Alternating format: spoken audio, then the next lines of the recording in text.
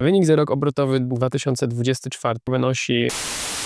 Wynik Moermana wynosi euro. Cześć! Pierwszy film w 2026 roku będzie o nowościach w branży mycia okien i elewacji oraz o wynikach finansowych niektórych marek, które dystrybuujemy. Jeśli jesteście ciekawi, co słychać u producentów takich jak Moerman, Unger, Gardiner czy Maker, to obejrzyjcie ten materiał. Zapraszam.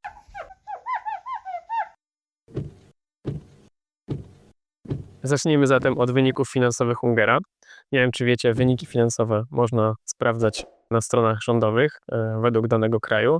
Oczywiście nie zawsze są to pełne wyniki, czasem są to częściowe wyniki, w każdym razie jakieś sprawozdania finansowe te większe firmy zazwyczaj składają. Miejcie też na uwadze, że wyniki finansowe publikowane są z dużym opóźnieniem, więc to są wyniki za 24 rok, te za 25 rok będą gdzieś w drugiej połowie 26 roku. I organizacja Unger Germany, która jest odpowiedzialna najprawdopodobniej tylko za sprzedaż w Europie, osiągnęła takie wyniki. Wynik za rok obrotowy 2024 wynosi 6 913 848 euro, czyli tyle organizacja osiągnęła zysku. Przychody firmy w tym roku obrotowym wynosiły 56,1 miliona euro, czyli o 5,9 miliona euro więcej niż w roku poprzednim, czyli niż w roku 2023. Zysk netto wzrósł o 2 416 tysięcy euro w porównaniu z rokiem poprzednim. I jak widzicie, Unger to jest całkiem spora firma i osiąga bardzo dobre wyniki. Sprawdźmy, jak jest to w przypadku Moermana, bo tutaj firma już jest dużo mniejsza. Wyniki Moermana, i to też tylko tego europejskiego najprawdopodobniej, mówię najprawdopodobniej, bo nie mam tutaj 100% pewności, jak firma księguje swoje przychody. Wynik za rok obrotowy 2024 wynosi 163 600 euro. Przychody w minionym roku obrotowym wynosiły 11,2 miliona euro, czyli o 800 tysięcy euro mniej niż w roku poprzednim. Zysk zmniejszył się o 191 271 euro w porównaniu z rokiem poprzednim, czyli 23. Jak widzicie tutaj Moerman już jest to wyraźnie mniejszy gracz, ale jest to ciekawe, osiąga dużo mniejsze też zyski niż Unger, jest to dużo mniej zdrowa firma niż sam Unger. Gardiner to firma z Wielkiej Brytanii produkująca sprzęt Waterfed. I tutaj niestety firma jest na tyle mała, że nie musi publikować dokładnych przychodów i zysków, ale jest to ciekawy też tutaj zapis. Środki pieniężne na koncie wzrosły do poziomu 3,8 miliona funtów z 3,64 w roku 2024. Tutaj już mamy wyniki 24-25, więc to jest mocno aktualne. Wartość zapasów magazynowych zmniejszyła się natomiast z 1,28 miliona do 1,01 miliona, czyli firma ogólnie trzyma mniej sprzętu na stanie, co jest dla nich bardziej korzystne. I to oznacza, że ma prawie 4 miliony funtów gotówki na koncie. Czyli jest to całkiem spora suma. Warto było coś z tym zrobić moim zdaniem, ale jest to też ciekawe. Tutaj nie mamy wyników, ale możemy na tej podstawie szacować wielkość tej firmy, że jest całkiem niemała. Maker to natomiast dość mała i świeża organizacja, która szybko rośnie, notabene z Danii. I tutaj przeliczyłem z koron duńskich na euro i wychodzi nam tak. Wynik netto za rok obrotowy 2024 rok wynosi 26 091 euro. Natomiast spółka nie ujawniła pełnych przychodów, korzystając z prawa dla małych firm.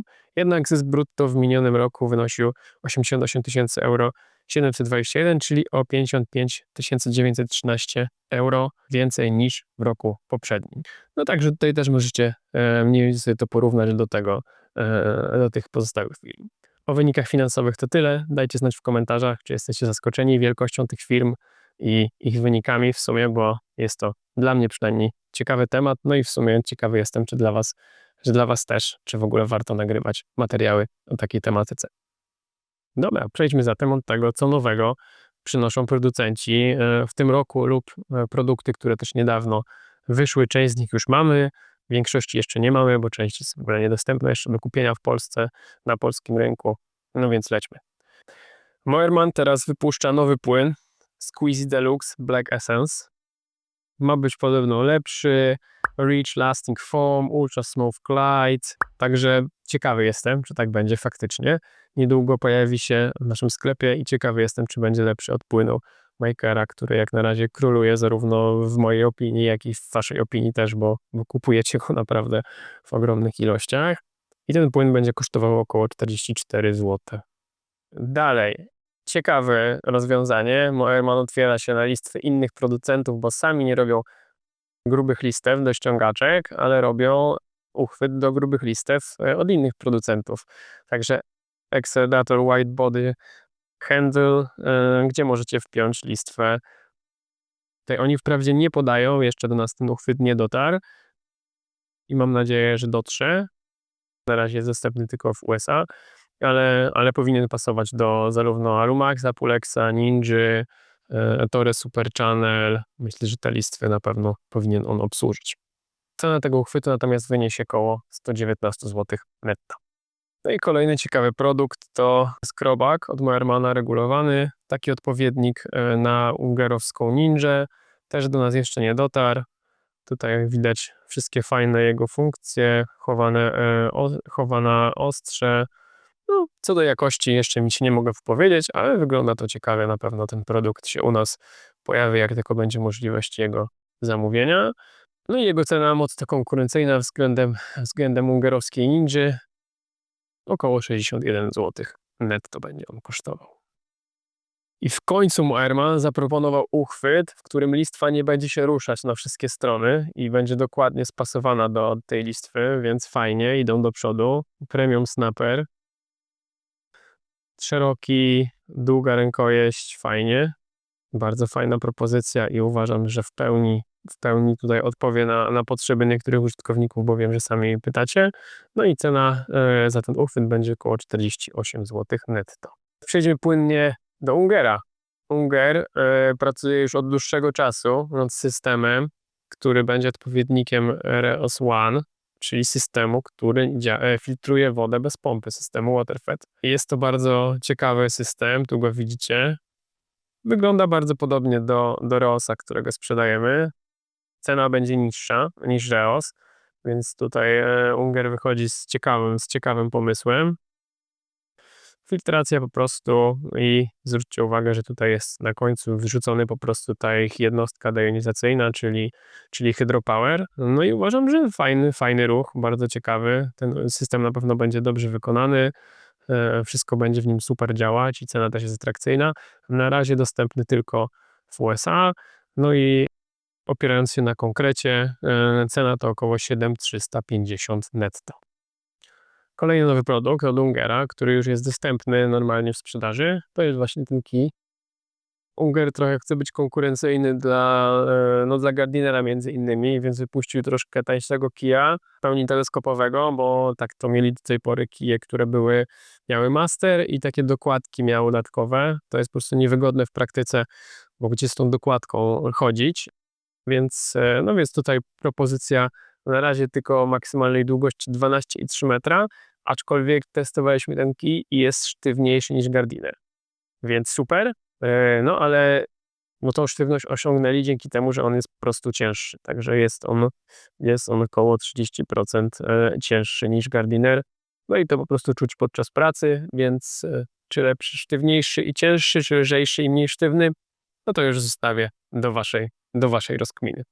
No i cena za tego kija w dłuższej wersji to jest 3295 zł netto, natomiast w krótszej wersji jest to 2547. Także ceny fajne, konkurencyjne jak na tą długość i warto rozważyć tego kija. Idziemy dalej. Kolejna nowość od Ungera, trochę dla fanów Ninja i dla fanów kijów do mycia tradycyjnego z najwyższej półki, czyli właśnie kij teleskopowy od Ninja. Jest to kij karbonowy, który w przekroju jest trójkątny. Nie rotują się sekcje dzięki temu. No i jakość wykonania tutaj myślę, że nie muszę bardzo tego Ungera reklamować, ale jest to top. Kij jest mega sztywny, mega dobrze wykonany. No i do mycia tradycyjnego jak najbardziej. Ja szczerze polecam, tutaj fajny feature, tak prosty, a nikt dotychczas nie zastosował zaostrzona końcówka w tym kiju. Po prostu muszę o tym powiedzieć, bo jest świetna i w końcu można dojechać do samego narożnika, po prostu nakładając szmatkę, narzucając szmatkę na kij. Można w uszczelce dojechać, bo jak tego nie było, to trzeba było jakoś zaostrzeć tą końcówkę albo nakładać coś innego, jeszcze ten kij ze szmatką, żeby dokładnie sobie w narożnikach wytrzeć. Także gratulacje. Tak proste, a nikt wcześniej tego nie zrobił. Jeśli chodzi o ceny Ninży, to jest w różnych długościach. Wyświetlam je teraz na ekranie, więc jeżeli byście chcieli to sobie przeanalizować, to zapauzujcie film. I dalej, nowości od Makera. Tutaj mamy pad szorujący. Mamy go już dostępnego na sklepie. Jest to bardzo proste urządzenie, ale też wykonane w taki sposób, jak nikt dotychczas nie zrobił. Czyli jest on bardzo fajnego rozmiaru, taki, który jeszcze właśnie kontroluje dłoń. Także nie ma takich elementów, gdzie nie ma pełnego docisku i tu mamy 100% docisku równego na całej powierzchni i to jest bardzo fajne. To jest 15 cm jakby szerokości, chyba na 8. Jest to idealny, uważam, rozmiar pada, jak chcemy maksymalną siłą szorować, maksymalnie dużą powierzchnię. Jeżeli pad będzie dłuższy, to już zawsze na tych narożnikach nie będzie tak efektywny, więc finalnie i tak będziemy musieli go obracać i szorować, więc uważam, że to jest super rozmiar pada. Polecam innym producentom też rozwijać się w tym kierunku.